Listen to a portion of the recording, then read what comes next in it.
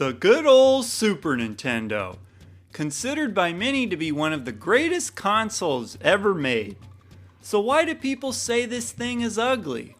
Well, that would be because the design for the North American market was changed. As you can see, it looks much different than the system looked for the rest of the world. Okay, so let's start by figuring out why it looks so much different. And what better way to get some insight into that than seeing what the man who designed it has to say. Lance Barr, longtime product design director for Nintendo of America, gave the following response when asked why the North American version had a more square design. The Super Famicom was maybe okay for the market in Japan. For the US, I felt that it was too soft and had no edge. We were always looking at future modular components, even the NES had a connector on the bottom, so you had to design with the idea of stacking on top of other components. I thought the Super Famicom didn't look good when stacked, and even by itself had kind of a bag of bread look. Hey, what's this guy got against bags of bread? All kidding aside, it sounds like this thing was designed with an add-on device in mind that never came to be. And as far as the bag of bread thing goes, that would explain why it was made to look more square. I suppose the thinking was that made it look more edgy. You gotta remember what the advertisements in the 90s were like. It was all about making your product seem zany, edgy, wacky, stuff like that. The square design with purple kind of makes sense if you think about it that way. I don't know, to me the US version has always looked more like a toy, whereas the other versions of the console just give off more of an 80s computer vibe. The system's name in Japan, Famicom, actually stands for Family Computer, and so maybe that has something to do with it?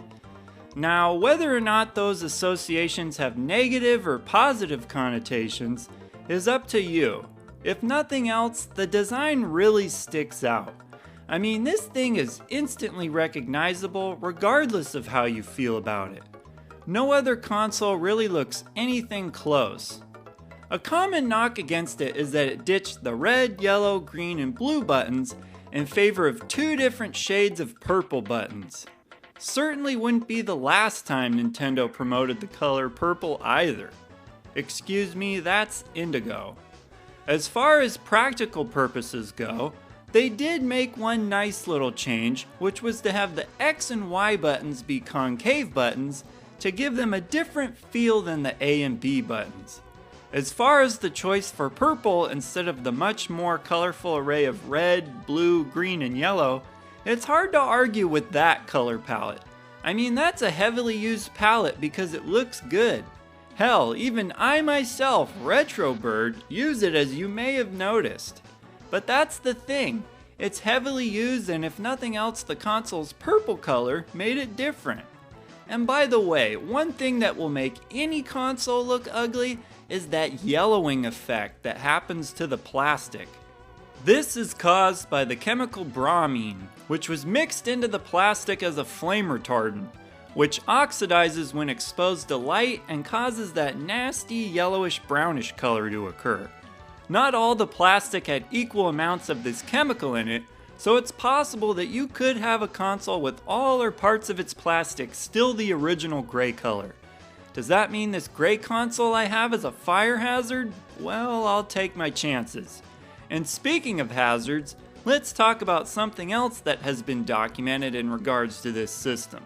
Apparently this system was designed to deter people from resting their drinks on it.